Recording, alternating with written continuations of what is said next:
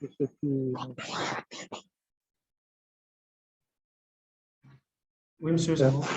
Oui, merci à tous ceux qui nous suivent présentement. Alors, pour aller vite, hein, Oui, monsieur. nous allons juste essayer de retenir le terme dans son sens neutre et dans son sens beaucoup plus appel.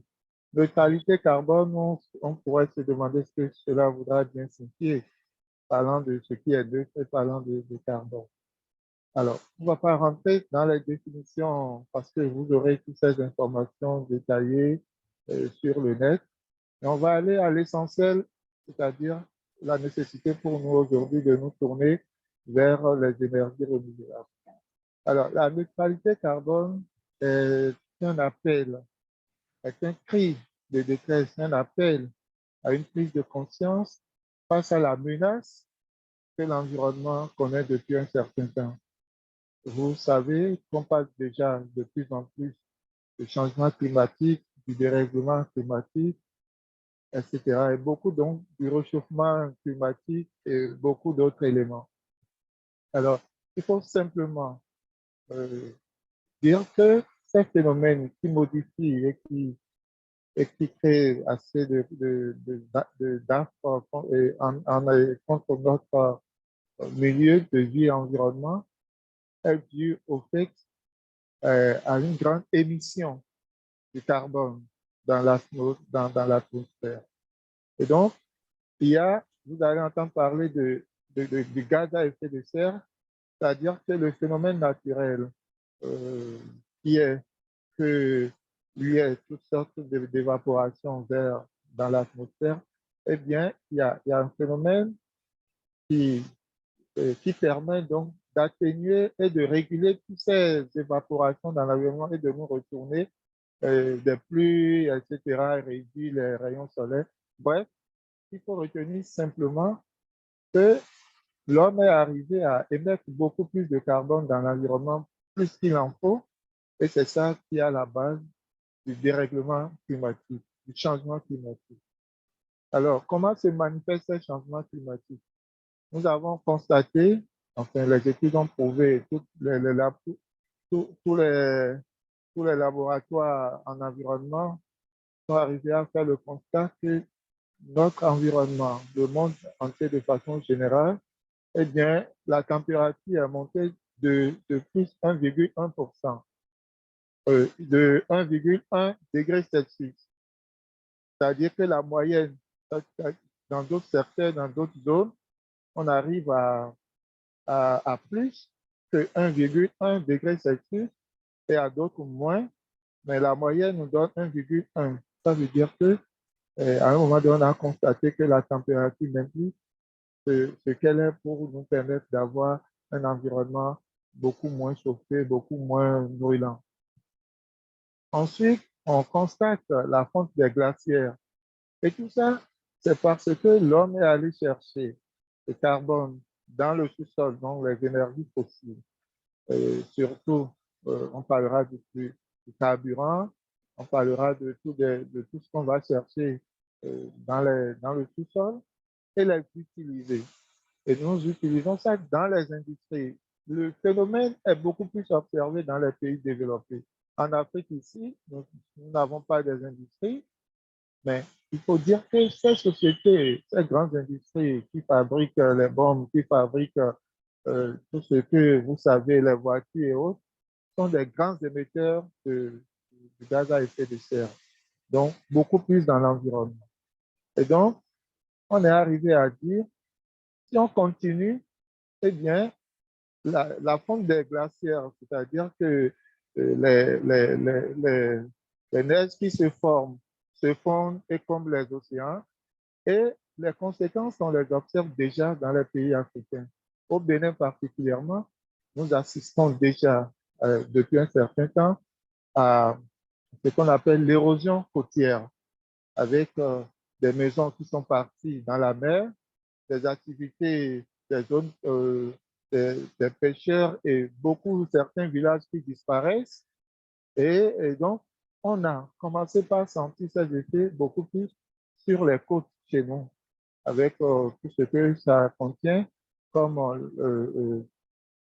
la chute de l'économie. Vous savez que la zone côtière au Bénin, c'est surtout la zone urbaine qui contribue à 33% du PIB national et à 57% du PIB de la zone urbaine. Alors, toutes ces activités qui sont menacées par l'érosion côtière, vous entendez, on parle de quartier Jacques, de Ila-Kondi, de Grand Popo, d'un certain nombre de zones en Afrique. Vous allez voir également euh, au Sénégal, en Côte d'Ivoire, au Ghana, euh, tout le corridor Abidjan-Lagos, Sao Tomé-Principe, tous ces pays sont touchés et la mer ne fait qu'avancer. Et donc, il y a les conséquences que nous subissons et les impacts sur notre économie et sur les biens et des populations. Donc, beaucoup de ménages sont déjà, beaucoup d'infrastructures. La première route inter-État entre le Togo et le Bénin a disparu depuis. Beaucoup de jeunes ne savent pas qu'il y avait une route avant celle qui est là aujourd'hui. Et celle qui est là est en train d'être menacée également de se retrouver dans la mer. Les études ont montré que d'ici 100 ans, si rien ne fait dans ce sens-là, pour réduire ces émissions de gaz à effet de serre, Cotonou pourra disparaître dans la mer. Les côtes avancent au moins en moyenne à 2 mètres par an déjà et la vitesse s'accélère. C'est vrai, il y a des projets comme le projet WACA de la Banque mondiale, qui essayent de trouver des solutions. Et ces solutions, nous les cherchons donc dans l'appel qui est lancé, qui est la neutralité carbone. La neutralité carbone. Pour dire qu'il faut trouver des stratégies pour équilibrer, à défaut de rendre complètement neutre le carbone dans l'émission de ces gaz-là dans l'environnement. Il faut trouver donc un moyen de les réduire, d'équilibrer tout au moins. Et donc, cela est accompagné des objectifs en 2050 en Europe, c'est-à-dire que les entreprises, les grands individus doivent réduire leur consommation de carbone. Et ici, qu'est-ce que nous pouvons faire? C'est-à-dire que si nous ramenons le problème dans notre contexte africain, eh bien, c'est depuis longtemps que les Africains devaient prendre conscience de ce que le soleil que nous avons était une richesse et que ce n'était pas nécessaire d'aller fouiller dans le sol avant de trouver les énergies pour nous éclairer la nuit. Pendant longtemps, le soleil n'a fait que nous brûler et continue d'ailleurs de nous brûler.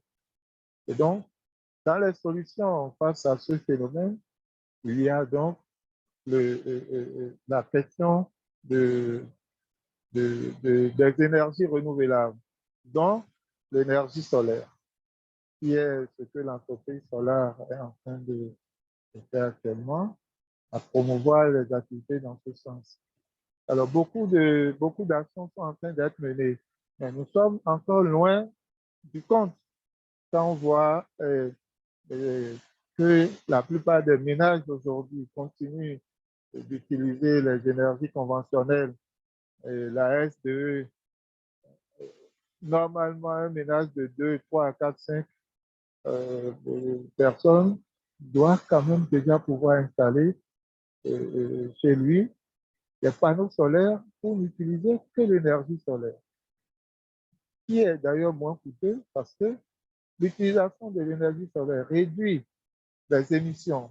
C'est-à-dire qu'on va progressivement arriver à ce que l'énergie fossile qui est mise à la disposition et qui est même vendue parfois cher et à coût de spéculation et autres, eh bien, qu'on commence à prendre conscience qu'avoir quelques panneaux et dont la durée de vie est de 30 ans, tout au moins, parce que les panneaux solaires peuvent faire 30 ans.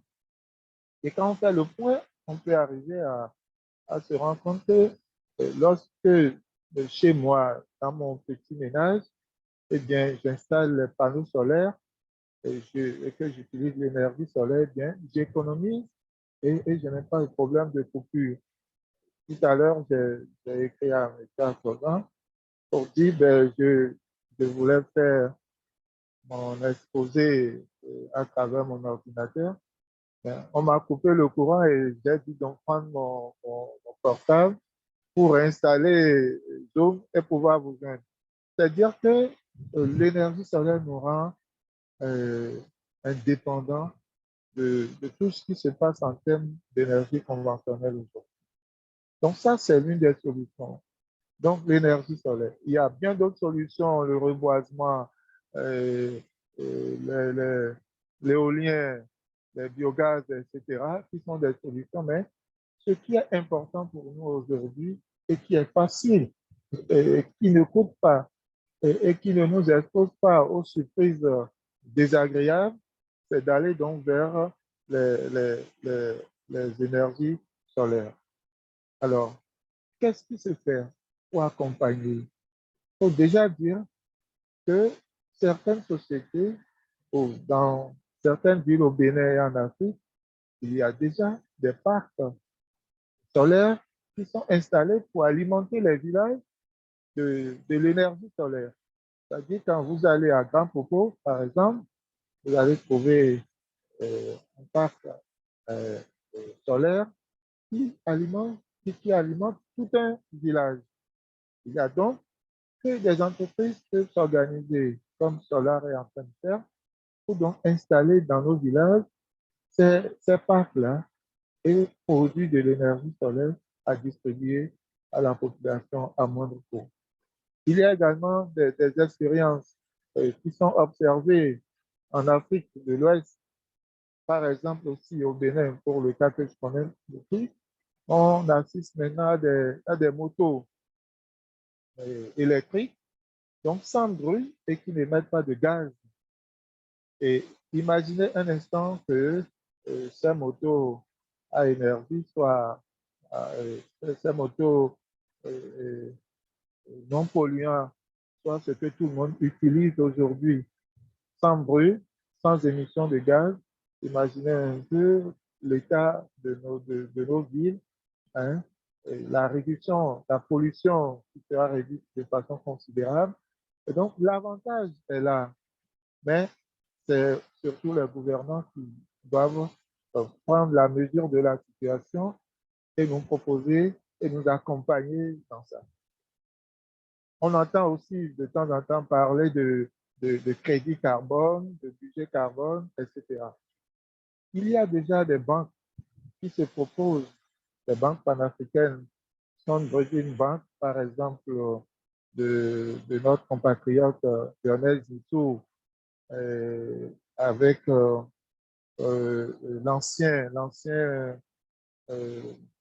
l'ancien directeur de la BAD, hein, qui ont créé cette banque-là et développent au sein de cette banque un département financer pour financer le carbone. C'est-à-dire que lorsque vous avez une entreprise où l'objectif l'objectif est de réduire dans l'atmosphère les émissions de gaz à effet de serre, eh bien, cette banque-là est disponible et conseille les États à vous accompagner dans vos projets.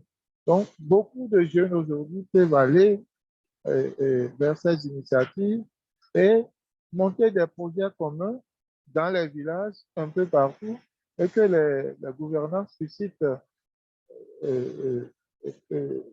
les politiques prennent des décisions pour accompagner les ménages à systématiquement installer les panneaux solaires pour utiliser les énergies lorsque les installations qu'ils ont, électroménagères ne sont pas exigeants en matière de consommation d'énergie. Donc, il y a donc il y a donc ces initiatives, ces banques-là qui conseillent les États, hein, pour favoriser et susciter l'engagement des jeunes entrepreneurs à aller vers des entreprises de la promotion des énergies renouvelables, énergie solaire de façon particulière. Voilà ce que j'ai rapidement concocté pour vous. quitte à ce que nous puissions échanger sur certaines questions. Et je pense que tous les participants sont disponibles à apporter des réponses aux différentes questions qui seront posées. Voilà. Merci, monsieur Akloga.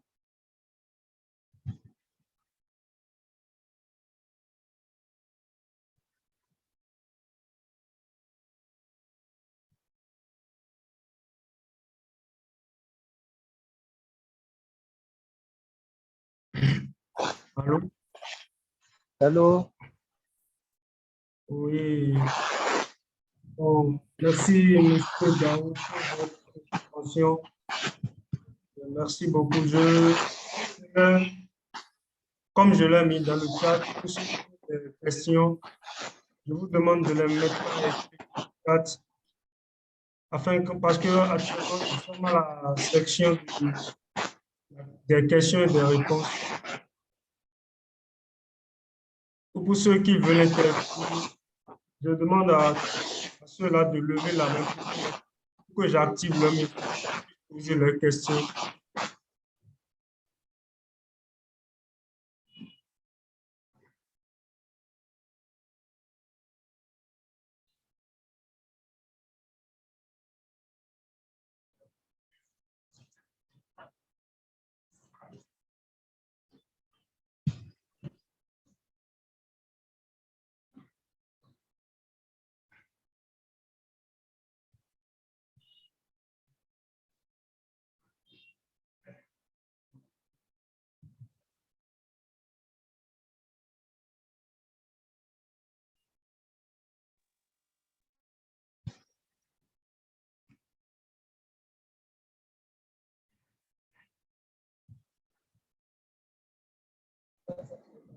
Allô?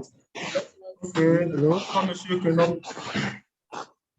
Oui, bonsoir, monsieur. Oui, bonsoir. Merci beaucoup pour l'exposé de monsieur Daou. Merci. C'est avec plaisir que je participe à cette visioconférence. Je trouve le thème très intéressant et d'actualité. Voilà, ça m'invite à poser quelques petites questions.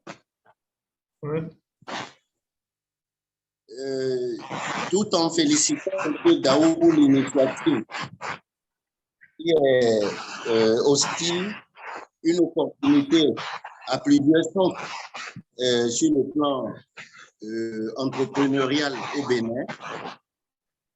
Je voudrais savoir si il existe au Bénin, par rapport à la gravité du thème, si au moins le gouvernement, sur le plan des tests que nous avons prévu une législation pour faciliter la tâche aux entrepreneurs qui investissent ou de se mettre travail dans ce secteur, comme vous, par exemple, comme l'entreprise. Si sur le plan réglementaire, il est prévu, il y a des dispositions au plan étatique pour encourager les entreprises qui militent pour la réduction des gaz à effet de serre. Lorsque je vois les conséquences que vous avez citées, et donc principalement l'érosion côtière, qui est important et que nous remarquons déjà à notre niveau autonome. Tout ça, ça veut dire que nous sommes directement touchés sans être les acteurs même de cette production de gaz à effet de serre.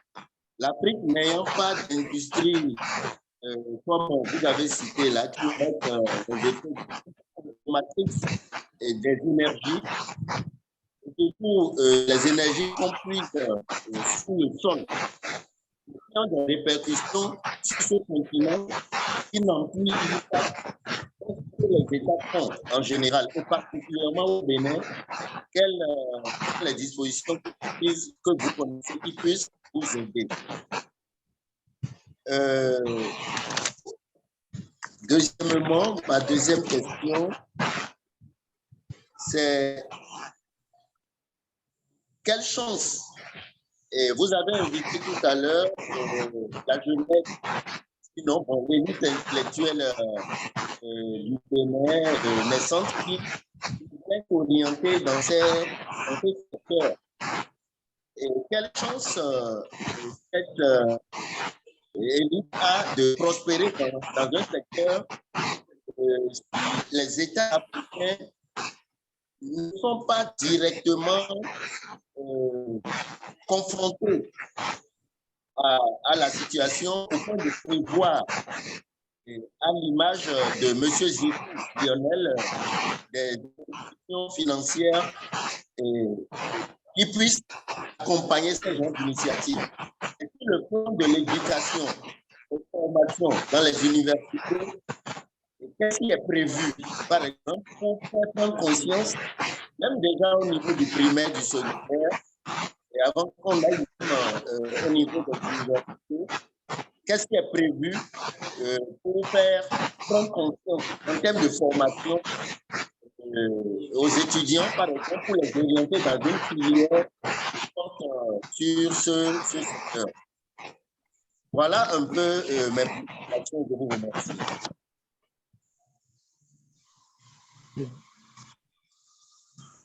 Merci, M. Penon.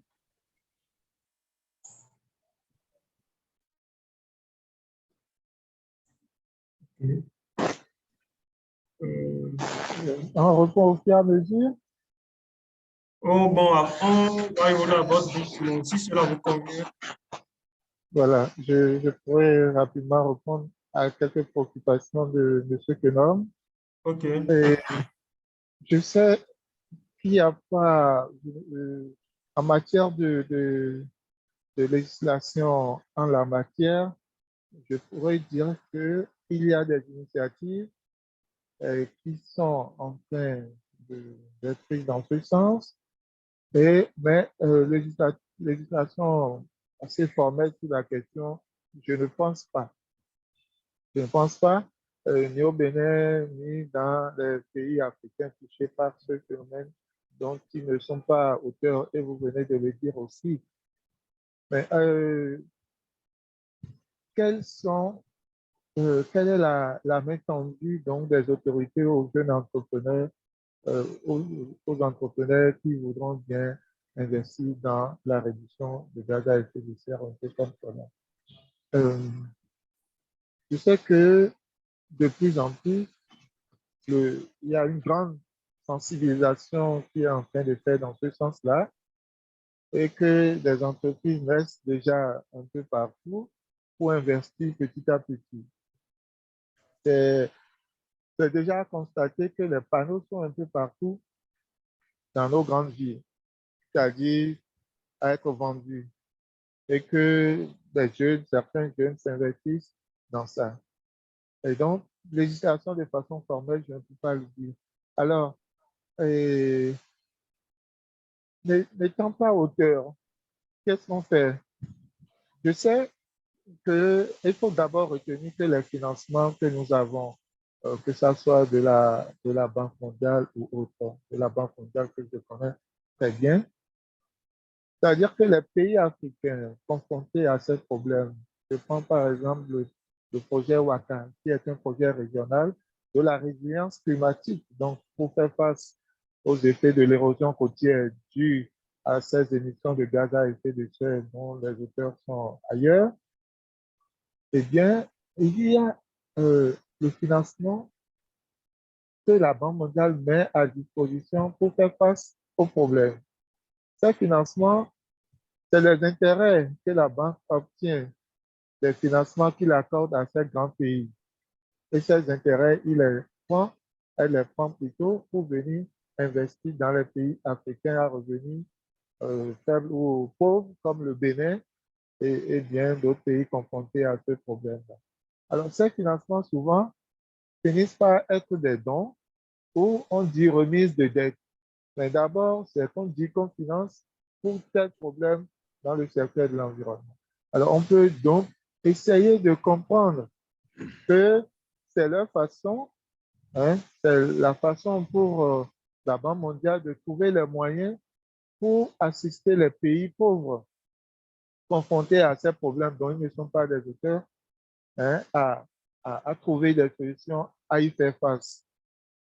Alors, c'est un phénomène mondial. Nous partageons le même environnement. Et il y a un rapport de force qui est là. Les Africains doivent aussi se mettre ensemble pour savoir, pour aller défendre le mal qu'on leur cause.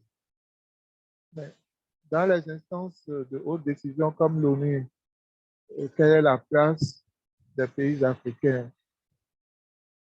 Si on doit dire que c'est les autres pays qui portent la voix des Africains, vous voyez, donc les grands pollueurs, c'est eux qui portent la voix des Africains dans les grandes instances de décision. Il faut que ça cesse. Il faut qu'on prenne conscience, ce n'est pas seulement dans les domaines économiques. La question de l'environnement. Vous imaginez que certains pays qui devraient prendre l'engagement de réduire leurs émissions de gaz à effet de serre, certains pays ont refusé parce que ils pensent qu'il faut continuer dans ce sens parce que c'est la base de leur richesse, c'est là, c'est dans les grandes industries sauvages, quitte à ce que l'environnement soit détruit. Donc, nous, il nous revient aujourd'hui, par exemple, de prendre de prendre conscience et de dire pourquoi doivent forcément utiliser l'énergie de la SBE si j'ai l'alternative qui m'apporte plus de satisfaction. C'est ça les ménages. Si un jour le gouvernement donne des moyens aux ménages et les accompagner dans l'installation des panneaux solaires pour rompre l'utilisation des énergies qui viennent, des énergies conventionnelles qu'on nous vend, à des prix qu'on nous vend, eh bien, nous allons arriver à quelque chose, mais on n'est pas encore là. On n'est pas encore là. On doit prendre conscience d'y arriver et de poser des actes pour y arriver. En matière de formation dans les, je sais que de plus en plus, il y a des écoles, que ce soit dans le privé ou dans le public, et dans les universités, des écoles pour la formation aux énergies renouvelables. Donc, de plus en plus, des jeunes ingénieurs sortent de ces écoles-là et donc, pour pouvoir s'installer, se mettre au service donc, de cette promotion-là, de la promotion des énergies renouvelables. Donc, il y a déjà dans les écoles, dans les lycées privés publics, et dans les universités, des formations dans ce sens-là. Pour le cas du Bénin, que je connais particulièrement. Oui. Merci, M. Queneau. Ok, merci, M. Daou. On va passer au suivant participant, M. Assoba, vous va poser une question.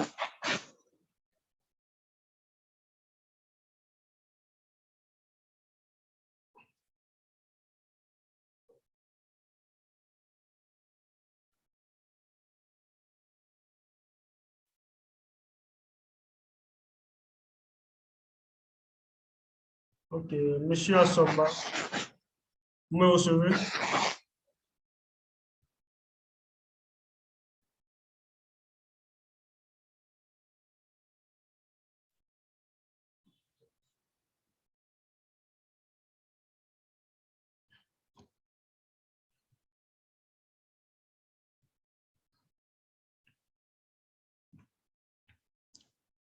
Allô, M. Assoba, vous me recevez?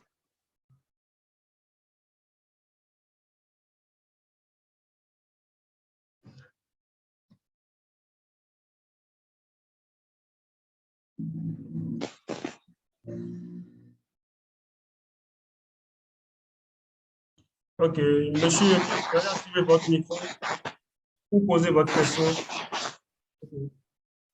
Oui, bonsoir à tous. Oui, bonsoir. Merci, Monsieur Gao, pour la brillante présentation. Merci. Alors, est-ce que pour voir quels sont les pays, par exemple, les pays qui sont les plus émetteurs de carbone dans l'environnement? Alors, et que font ces pays-là pour relever ces défis de neutralité carbone? Ça, c'est la question que j'aimerais poser, la première question. Et la deuxième question, quels sont les puits carbone qui sont créés au Bénin, par exemple, pour relever ces défis? Parce que dans la définition de la neutralité carbone, c'est l'équilibre entre l'émission et l'absorption du carbone. Et pour relever ce défi, ils ont parlé des puits artificiels de carbone.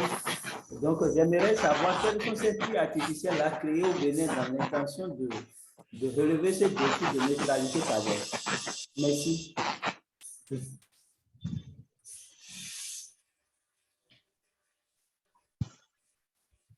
Alors, monsieur Assoba. Il s'agit de monsieur Émile. Ah, c'est monsieur Émile. Oui. Ok. Alors, monsieur Émile, je pourrais déjà vous dire que les pays émetteurs, nous allons prendre d'abord les États-Unis. Les États-Unis, la Chine, l'Europe. Voilà, quand on prend l'Europe, vous avez la France et tout ça. Voilà, les grands pays industriels de la planète sont ces pays-là qui émettent plus de... Et que font-ils? Vous avez certainement entendu parler de Kyoto, conférence de ceci, des rencontres internationales sur le climat, des COP, des rencontres et autres. C'est toujours pour qu'ils s'entendent entre eux pour réduire. On peut déjà dire qu'en France, par exemple, il y a, et dans les autres pays, aux États-Unis aussi, il y a déjà la promotion des véhicules à moteur électrique. Donc, on réduit de plus en plus, ces pays-là réduisent de plus en plus les émissions, l'utilisation donc du carburant et donc et qui évite l'émission des gaz. Donc, vous avez des véhicules du genre et il y a la promotion donc, des véhicules électriques. Il y a également que de plus en plus, il y a, par exemple, dans les... bon, ça c'est ce qu'on pourra dire dans les pays qui émettent beaucoup plus. Hein. Mais certains pays parmi eux ont refusé d'aller vers... ils avaient pris des engagements pour 2050 pour réduire quand même à le minimum possible pour créer l'équilibre de neutralité carbone. Mais certains pays comme la Chine, par exemple, n'attendent pas rentrer dans cette démarche. Et donc, on peut noter qu'il y a des efforts pour les véhicules électriques, la promotion des véhicules électriques dans certains pays développés. Pour ce qui est des puits de carbone, pour le cas du Bénin, je n'en connais peut-être pas. Je ne sais pas si quelque chose du genre a été déjà mis en place. Mais comme je vous le dis, les pays africains de façon générale sont en train de rentrer petit à petit dans cette marche, dans cet appel à la neutralité. Dans cet appel à la neutralité. Et ce n'est pas encore une réalité chez nous, on est très loin. Est-ce que vous avez vu déjà des véhicules électriques au Bénin? Pourtant, c'est dans les pays africains, pourtant, c'est depuis une dizaine d'années, depuis une décennie, que les pays européens font la promotion de ces véhicules. Donc, je ne pourrais pas, je ne sais pas s'il y a quelque chose qui se fait d'abord, qui se fait dans ce sens. Je sais qu'il y a des initiatives de base pour réduire l'émission de pour réduire l'émission de gaz à effet de serre par l'utilisation d'autres énergies qui ne sont pas des énergies qui émettent beaucoup de CO2.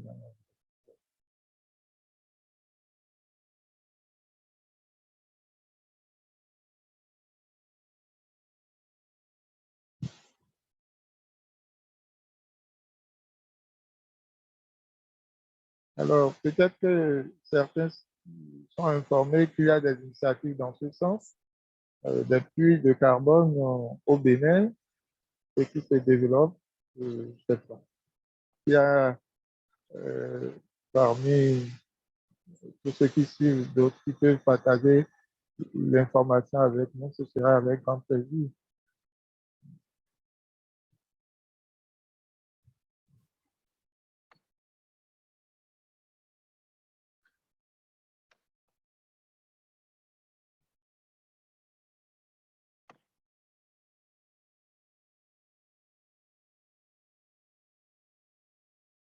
Vous m'entendez, non?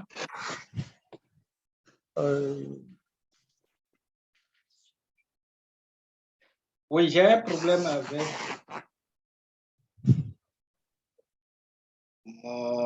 ma connexion, donc je ne sais pas si je peux rapidement intervenir parce que j'ai un problème d'écran là. C'est M. Assoba.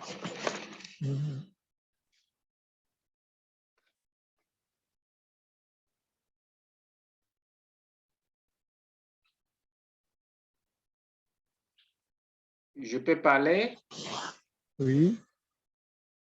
Je peux parler? Oui, oui. Ok, merci beaucoup. On vous écoute seulement qu'on ne vous voit pas. Malheureusement, en fait, je suis dans une séance où je suis sorti pour quand même suivre parce que le thème me paraissait très important.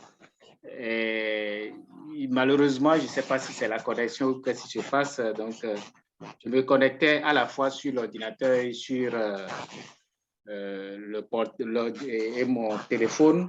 Donc, j'ai dû couper le téléphone d'abord. En 2 ou 3 phrases. Première des choses, je dirais qu'il y a de petites initiatives quand même qui se passent, même si ce n'est pas au niveau des décisions politiques, parce que je ne sais pas si vous avez remarqué, depuis quelque temps, il y a une forme de promotion de véhicules entre griffes qui utilisent des batteries rechargeables à Cotonou. Je ne l'ai jamais acheté, j'ai vu ça simplement en circulation quand je suis à Cotonou. J'ai demandé par curiosité qu'est-ce que c'est. On m'a expliqué que, bon, en fait, c'est des véhicules qui sont en promotion, qui n'utilisent pas de carburant, etc. Et que c'est des batteries rechargeables à base de panneaux solaires, etc.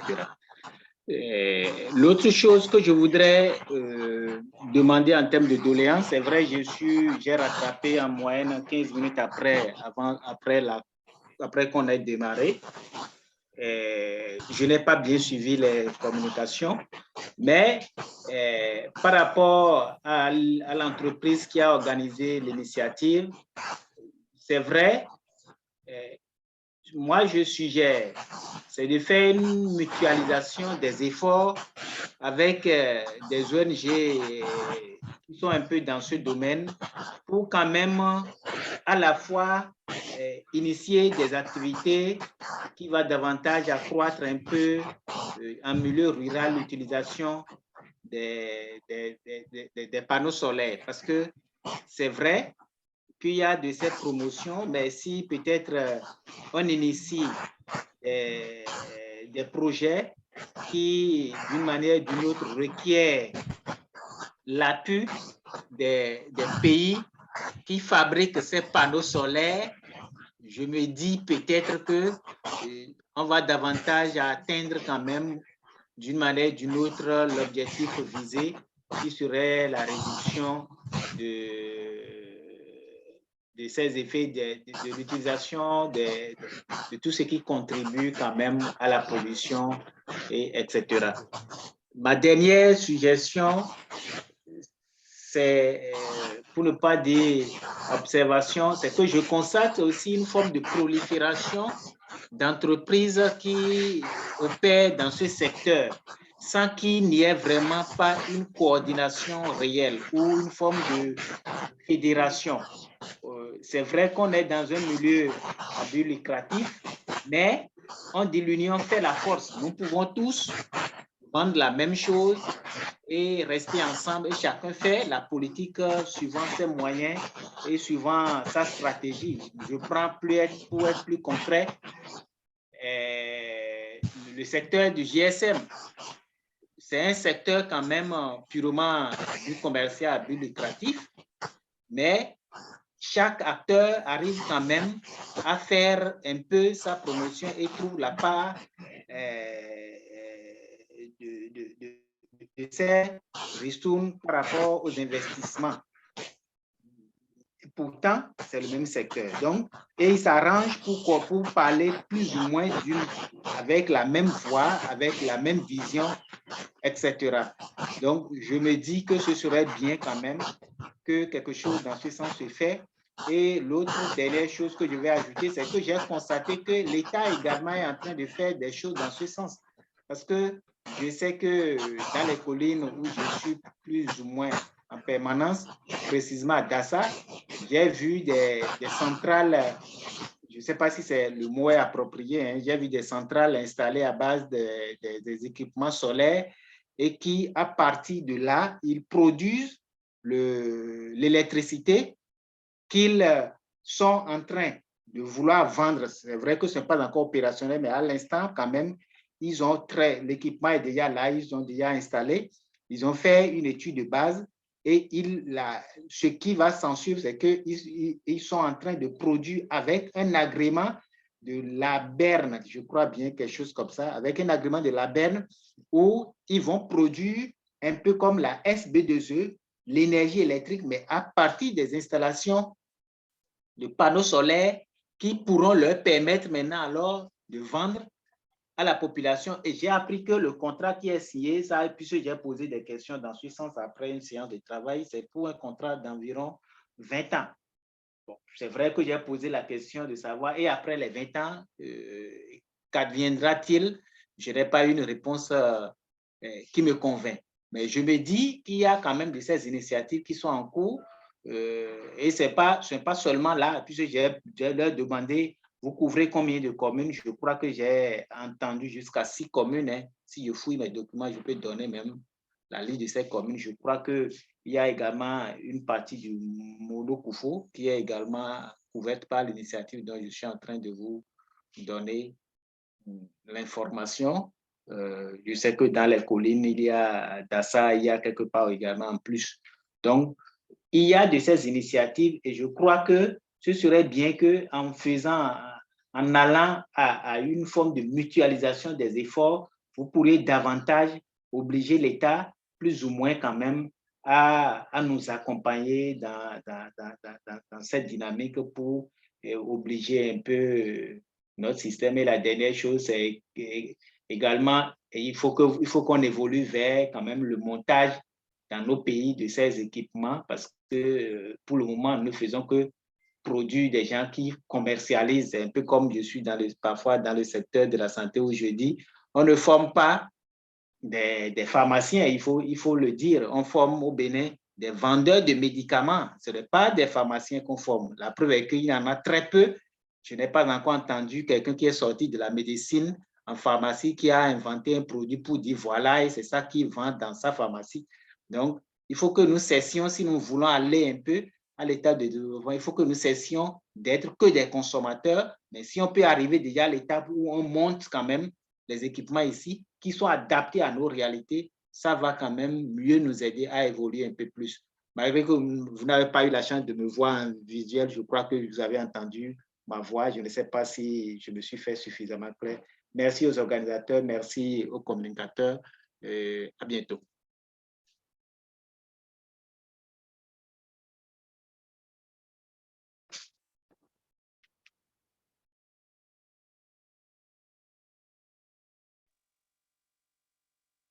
Vous avez été très bien suivi et en fait, vous avez parlé donc des parcs solaires qui se développent et vous avez eu l'occasion donc de constater ça dans le Nord. Dans le Mono, tantôt, j'ai parlé de Grand Coco. Et vous avez bien fait poser le problème, la mutualisation des choses. Ce n'est qu'à seul prix qu'on peut faire face à tous ceux qui, euh, à tout ce phénomène de pollution constante de l'environnement. Vous savez, tout à l'heure, M. Sogba a parlé des puits de carbone et autres. Ce qui est important, ce qui pourrait être fait en Afrique, c'est dans les zones tropicales, quand on prend le Zaïre, le Gabon, dans ces zones-là, on peut avoir les, les puits de carbone. C'est-à-dire que le développement de la savane, de la zone forestière, pour capter tout ce CO2 et réduire le phénomène en question. Qu'est-ce qu'on constate? Il y a quelques années, on vendait, le Bénin vendait du bois. Donc, on ne peut pas vendre un pays qui, à l'extérieur, un pays qui, comme le Bénin, ne peut pas commercialiser le bois. Dans nos forêts, il y a quelques années, je ne sais pas si ça continue, mais on va cultiver du coton dans les forêts. Or, ces forêts, c'est ça qui permet l'équilibre et qui réduit le phénomène. Donc, si nous devons arriver à créer ces espaces pour contribuer à atténuer le phénomène, donc à aller vers cette neutralité carbone, c'est d'abord commencer par régénérer nos forêts, leur redonner leur valeur, les conserver. C'est d'abord ça. Mais nous allons dans le sens contraire. Pour le peu que nous pouvons faire, nous ne le faisons pas en Afrique. Donc, il faut cette prise de conscience. C'est un peu ça, ces origines, ces puits-là, ces espaces forestiers qu'il faut développer, promouvoir, protéger. Ce n'est pas le cas. À certains coins dans le nord, le coton dans la forêt un peu partout. Pour arriver à quoi en réalité? Donc, nous avons nos problèmes. Si à côté des initiatives qu'il faut mutualiser, comme vient de le dire l'intervenant, eh bien, nous nous occupons plus de nos forêts. C'est vrai aussi, la Banque mondiale a financé des projets pour régénérer les forêts classées. Il faut aller au-delà de ça. Nous avons l'habitude d'abattre nos arbres. Vous avez vu combien dans cette marche vers l'urbanisme et à tout vu, urbanisme, développement et autres, vous avez vu combien d'arbres on essaie d'abattre pour remplacer ces investissements vers la part des investissements publics. Donc, c'est assez de problèmes pour lesquels, pour des intérêts euh, qui ne sont pas assez perceptibles et utiles, nous détruisons tout simplement notre environnement et nous contribuons nous-mêmes au réchauffement climatique. Donc, je pense que comme la mutualisation solaire, il doit aussi aller dans ce sens-là. Mais vous savez, individuellement, on ne peut rien. C'est le gouvernant qui doit prendre l'initiative, qui doit créer l'espace de mutualisation des initiatives, des efforts pour que de grands pas soient faits. Pour que d'autres qui voient, ah, il y a un effort qui s'est fait dans ce sens, je peux donc aller investir. Je vous ai dit tout à l'heure que son banque de Lionel Dessous développe un département pour encourager et financer des projets qui vont dans le sens de contribuer à réduire les émissions de gaz à effet de serre. Donc, les partenaires existent, qui se manifestent. Il faut ouvrir le débat sur la question. Il faut qu'on y aille tous. Il faut prendre des décisions, des lois, comme on a dit tout à l'heure. Les ménages de tel doivent avoir des énergies solaires et l'État peut contribuer à ça, à créer des parcs d'énergie un peu partout dans les zones où il n'y a même pas l'électricité, parce qu'il y a encore des endroits où ce n'est pas encore éclairé. L'éclairage public, on peut déjà constater depuis 10 ans qu'il y a des efforts dans ce sens qui se font. Mais c'est à pas de tortue.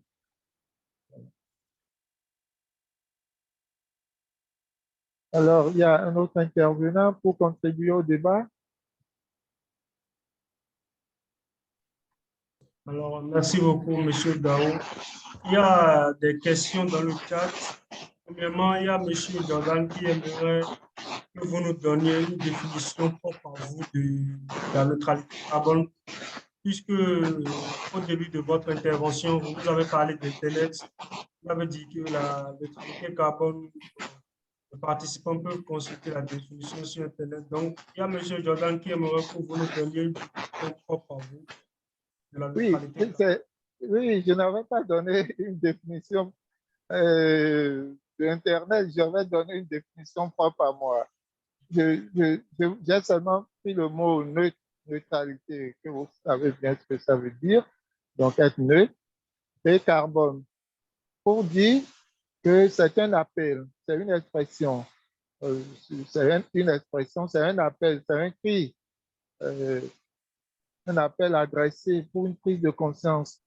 Hein. Donc, neutralité carbone, pour dire qu'il faut arriver à ce que nous émettions presque pas du tout de carbone, ce qui n'est pas possible parce qu'on ne peut pas arriver là. Il faut bien des émissions. Il y a l'aspect naturel et des faits par les hommes. C'est là la question. Qu'est-ce que les causes anthropiques par les activités humaines où nous allons chercher l'électricité, du charbon, les énergies fossiles que nous utilisons? Comment essayer de les réduire? Parce que ce sont ces énergies-là qui émettent beaucoup de CO2 dans l'environnement et dérèglent le phénomène. Voilà. Donc, ma définition à moi de la neutralité carbone, c'est un cri d'appel à la prise de conscience pour réduire, pour réduire les émissions de gaz à effet de serre, c'est-à-dire utiliser moins les énergies de sources fossiles, les énergies fossiles, utiliser les moins et promouvoir les énergies renouvelables. Voilà la définition que je peux vous donner de la neutralité carbone. Sinon, chaque laboratoire a sa définition. Hein. Le Parlement européen vous donnera sa définition parce que c'est eux qui conduisent l'initiative de la neutralité carbone pour 2050. Et ils savent ce qu'ils mettent dedans. Certains laboratoires de recherche ont également leur définition sur la question. Mais il faut simplement retenir que c'est un cri d'appel qu'on nous lance pour dire notre planète est en train de se réchauffer parce que nous émettons trop de gaz à effet de serre et qu'il faut les réduire. Et les sources de ces gaz-là, c'est les énergies fossiles et bien d'autres activités humaines qui menacent l'environnement. La destruction de la forêt, des arbres et tout ça contribue donc à aggraver le phénomène. Voilà. Est-ce que ça vous plaît ma définition? Ok. Ok, merci beaucoup, M. Daou. Il y a M. Fenom qui revient à nous, qui dit vous avez franchement une très belle initiative de communication et qui demande quelles sont les solutions actuelles à ce projet de carbone. Les solutions. Oui, les solutions, c'est dans ce que chacun de nous euh, euh, avions dit tout à l'heure. Premièrement, promouvoir les énergies solaires, les énergies renouvelables. L'éolien, par exemple, nous n'en avons peut-être pas l'expérience, la capacité, mais ce que la nature nous a donné et que pendant des siècles, nous n'avons pas pris conscience de ça, c'est le soleil qui se lève tous les jours. Il faut capturer, il faut conserver et les utiliser le moment où ils disparaissent. Les utiliser dans nos appareils électroménagers. C'est-à-dire que les Africains doivent aujourd'hui se dire, mais le soleil m'a assez brûlé. Ça m'a tellement brûlé que ma peau est noire et ça cause problème aux autres. Ils ne voient pas toute l'intelligence qui est en moi, la personnalité qui est en moi. Parce que ce soleil, je le laisse simplement me brûler. Mais lorsque je vais tirer mes ressources à partir de ce soleil-là, eh bien, je pourrais aussi relever la tête pour dire, attention, je n'ai pas besoin de ce qu'il faut aller chercher des sources d'énergie dans le sous-sol pour pouvoir l'utiliser parce que la nature a gracieusement doté mon pays de ce qu'il faut. Dieu nous donne le soleil le jour et nous avons la capacité de les capturer et de les utiliser le soir. Pourquoi ne pas le faire? Voilà cette prise de l'appel qui est lancée. La solution se trouve là. Et imaginez, chers amis, que dans votre quartier, tout le monde soit arrivé à installer des panneaux solaires, à utiliser des panneaux solaires dans les ménages. Les ménages de deux fois qui s'abonnent à l'électricité conventionnelle, c'est une perte, c'est du gâchis. Parce que plus nous irons vers ces énergies conventionnelles, plus les promoteurs de ces énergies vont les travailler et le phénomène d'émission va s'accentuer. Donc la solution, c'est d'aller vers le soleil, c'est d'aller chercher notre soleil, c'est d'aller valoriser notre soleil, l'énergie solaire.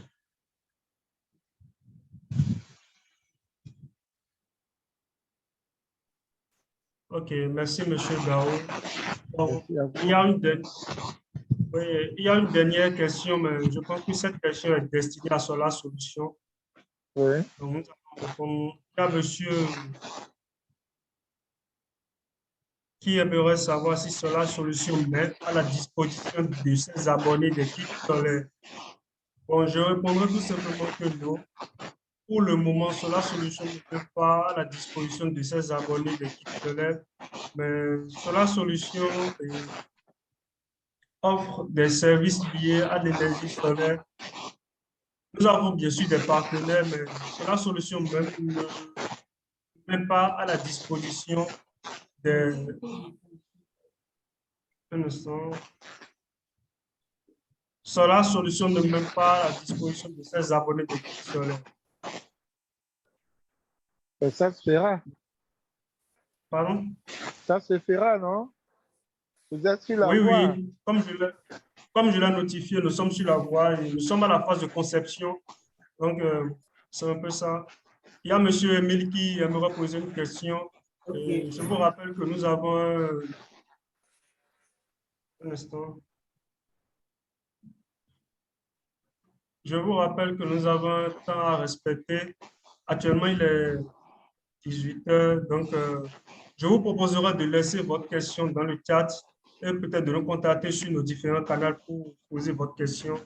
Ou si peut-être la question est destinée à M. Dao, vous pouvez le lui adresser par mail.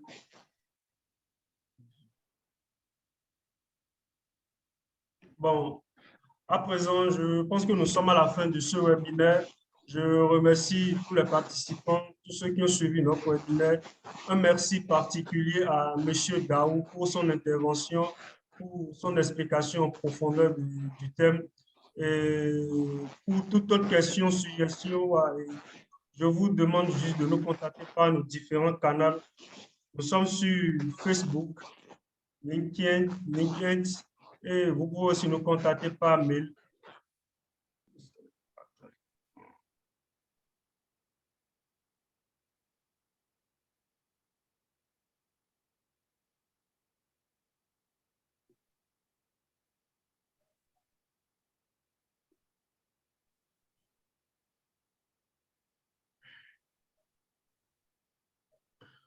Voilà, vous pouvez le voir sur mon écran nos différentes adresses et canaux. Vous pouvez nous contacter par ces canaux et adresses. OK, merci à tous. De nouveau, merci à tous et je vous souhaite une bonne soirée.